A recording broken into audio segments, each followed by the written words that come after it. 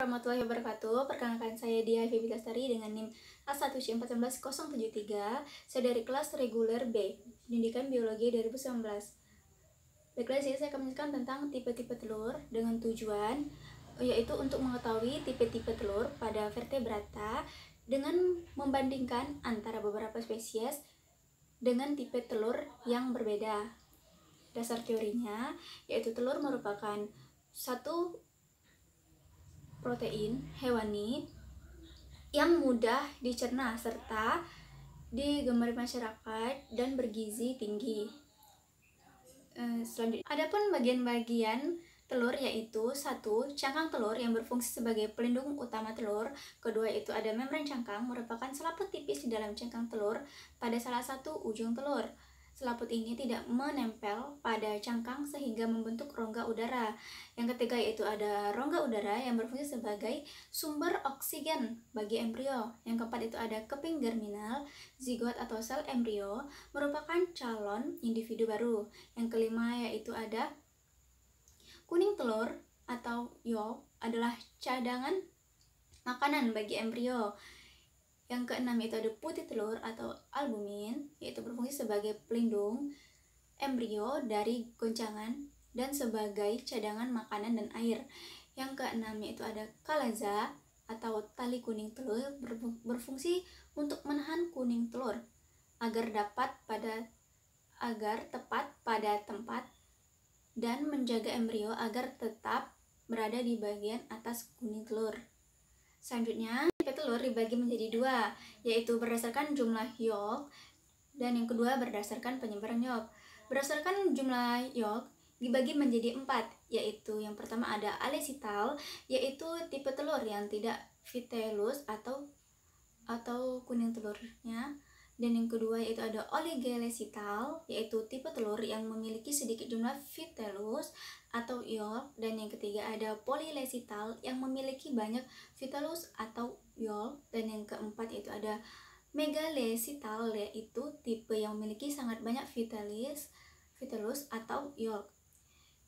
Dan yang kedua itu berdasarkan penyebaran yolk dibagi menjadi 3. Yang pertama itu ada isolesital, yaitu penyebaran merata pada sitoplasma. Dan yang kedua itu ada telolesital, yaitu tipe telur yang yolknya terhimpun sangat banyak. Dan yang ketiga yaitu ada kontrolesital, yaitu tipe telur yang terhimpun di dalam telur dan di sitoplasma berada di pusat telur. Dan ini ada wadah. Dan sini ada telur ayam mentah, telur bebek mentah, dan telur puyuh mentah. Dan ini telur rebus ayam. Dan ini telur rebus bebek. Ini telur rebus puyuh. Selanjutnya, di sini ada telur ayam bebek puyuh. Ini semua merupakan telur aves, tipe telur berdasarkan jumlah yolk termasuk ke dalam megalesital dan berdasarkan penyebaran yolk yaitu tolelesital. Yang pertama, saya akan mencoba praktikumin tipe telur rebus ayam, di mana bagian luar ini terdiri dari cangkang, merupakan bagian pada telur. Ada di sini telur rebus ayam. Yang pertama di bagian luar terdiri dari cangkang yang merupakan bagian luar pada telur. Kemudian terdapat membran cangkang yang berfungsi untuk melindungi telur dari masukan bakteri.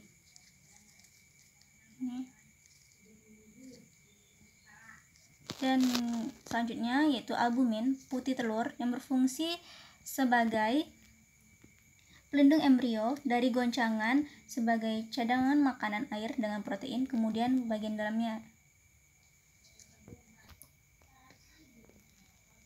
Pada bagian dalamnya terdapat yolk yang berfungsi sebagai cadangan makanan untuk embrio. Selanjutnya, telur ayam mentah. Ini pada telur ayam mentah ini terdapat cangkang luar yang terdapat membran cangkang. Kita coba pecahin.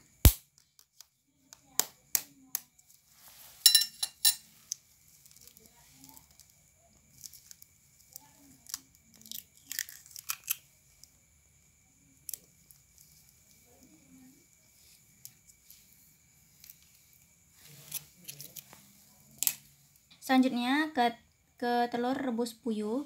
Pada telur rebus puyuh ini terdapat cangkang pada bagian luar, sama seperti telur ayam dan bebek tadi.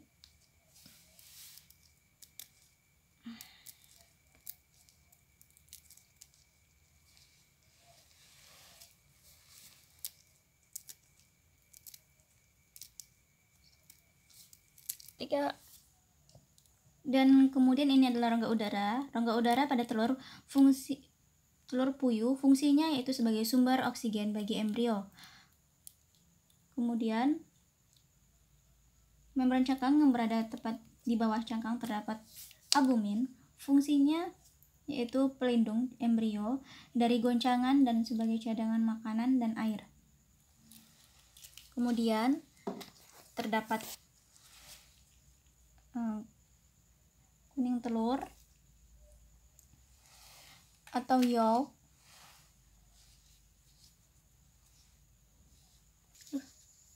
sebagai tempat cadangan makanan bagi embrio. Kemudian terdapat keping germinal, merupakan calon individu baru. Selanjutnya telur mentah puyuh. Pada bagian luar cangkang dan bagian luarnya terdapat membran cangkang, dan di bawah membran cangkang terdapat rongga udara berfungsi untuk sebagai sumber oksigen bagi embrio. Di bawah membran cangkang di dalamnya terdapat selaput albumin putih.